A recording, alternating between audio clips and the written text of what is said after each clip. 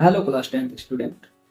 देखिए आज मैं आपके पास में आया हूँ आपके एग्जाम की स्ट्रेटेजी बताने। स्ट्रेटेजी क्या है? 45 डेज, ठीक है, आपके पास में है।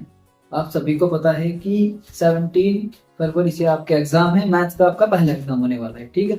तो मैं आपको बस थोड़ा सा बताऊंगा कि आप क्या कर सकते हैं, कमी किस चीज में कर रहे हैं और आपको करना क्या चाहिए, इस पर हम बात करेंगे। देखो, सबसे पहले बेसिक पर देखते हैं कि कुछ बच्चे ऐसे हैं जिन्होंने बहुत अच्छे से अपना एनसीईआरटी क्लियर कर रखी है, कुछ ऐसे हैं जिनसे अभी एनसीईआरटी अच्छे से भी क्लियर नहीं हुई, ठीक है। तो उन दोनों पॉइंट पे हम बात करने वाले हैं। सबसे पहली बात है, जिसने अपनी एनसीईआरटी अच्छे से क्लियर कर रखी है, भाई वो कोई साइड बुक अगर उसके पास में है, RS अग्रवाल, RD शर्मा, तो वहां से अपनी प्रिपरेशन कर रहा होगा, ऑलरेडी करता रहे, और साथ में सैंपल पेपर का यूज कर सकता है, और उसके साथ में प्रीवियस ईयर पेपर्स लगा सकता है, एनालाइज कर सकता है उनको। और सभी प्रीवियस ईयर पेपर इस चैनल पर भी कराए जाएंगे। पिछले 5-7 जो ईयर्स के जो सैंपल पेपर है ना क्लास 10th के मैथ्स के, वो इस पे कराए जाएंगे। अभी मैं मैथ्स की बात करूंगा, ठीक है। बाकी आप सभी सब्जेक्ट के लिए भी अप्लाई कर सकते हो, तो वो सब इस चैनल पे आपको कराए जाएंगे, आप यहाँ से देख सकते हैं। बात रही सैंपल पेपर की, आप सैंपल पेपर देखिए, एनसीईआरटी एग्जाम्पलर है बेसिक, वहां से कर सकते हैं अगर आपको बेसिक तरीके से करनी है। और भाई वरना ओसवाल का है बहुत अच्छा, वहां से आप कर सकते हैं। और सैंपल पेपर लगाने का तरीका क्या है? सैंपल पेपर ऐसे नहीं कि भाई मतलब आप बस करते जा रहे, नहीं, वो गलत है। अपना फोन उठाइए, 3 घंटे का टाइम लगाइए, उसको साइड में रख दीजिए, बाकी साइलेंट वायलेंट करके सब कुछ, ठीक है। उसमें कुछ भी नोटिफिकेशन नहीं आना चाहिए उस बीच, और एक ऐसी जगह पे बैठ जाइए जहां आपको कोई डिस्टर्ब ना करे, वो डिस्टर्ब ना करे। उस 3 घंटे तक आप उस पेपर को लगाओ, फिर देखोगे आपका स्कोर कैसे है, आपकी स्पीड कैसी है, आप क्या करना चाहते हो, ठीक है, और अभी कितनी इंप्रूवमेंट की जरूरत है। ये तो हो गया भाई जो बच्चे पढ़ रहे हैं। अब जो बच्चे ऐसे हैं कि जिन्होंने अभी से थोड़ा सा शुरुआत करी है, तब जागो जब सवेरे वाला काम है, ठीक है, तो आप कभी भी जाग सकते हो, अभी भी जाग लो। अब सभी वीडियोस पे आएंगे टॉपिक वाइज चैनल पे, हर एक टॉपिक की, वो भी इंपॉर्टेंट चैप्टर्स। जैसे मैथ के अंदर बात करता हूँ, स्टैटिक प्रोबेबिलिटी बहुत इजी चैप्टर है और इम्पोर्टेंट है, आपका 10 से लेकर 15 मार्क्स का लिख जाएगा आपको। उसके टॉपिक आएंगे, जैसे मीन का टॉपिक आ गया, 5-7 मिनट में समझा दिया, और आपको मोड मिलियन ऐसा हम समझा देंगे 5-5, 6-6, 7-7, 10-10 मिनट की वीडियो में हर एक टॉपिक को क्लियर करेंगे। अब यहाँ पे आपको वीडियोस मिलने स्टार्ट हो जाएंगी, ठीक है।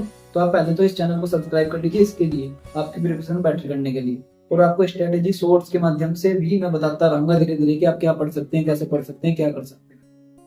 क्लियर है बात? तो भाई सबसे बड़ी देख बात करते हैं मिस्टेक पे। आपकी मिस्टेक क्या है? मिस्टेक है कि कुछ बच्चे लाइब्रेरी में पढ़ रहे होंगे, कुछ घर पढ़ रहे होंगे। तो भाई आप जहाँ पे भी पढ़ रहे हो, कृपया करके फोन से थोड़ी सी दूरी बना लीजिए। फोन से मतलब फोन में जो एप्लीकेशन है, आप यूट्यूब का इस्तेमाल कर सकते हैं पढ़ने के लिए, ठीक है। फालतू की शॉर्ट्स वगैरह देखने के लिए नहीं, पढ़ने के लिए। इंफॉर्मेशन आपको चाहिए, वो इंफॉर्मेशन दीजिए जो आपके काम की है। बोर्ड्स के एग्जाम आपके बिल्कुल सर पे रखे हुए हैं, ठीक है। और ये जो इंस्टाग्राम है, जो आपके ये चलाते हो आप, other applications, other social media, ये स्नैपचैट वगैरह, इनको कृपया करके कुछ समय के लिए बंद कर दीजिए अगर आपको रिजल्ट अच्छा चाहिए। और अगर इस चैनल को आप फॉलो करते रहिए, हर टॉपिक पढ़ते गए जो मैं पढ़ाता गया, तो आपको पास कराने की जिम्मेदारी मेरी।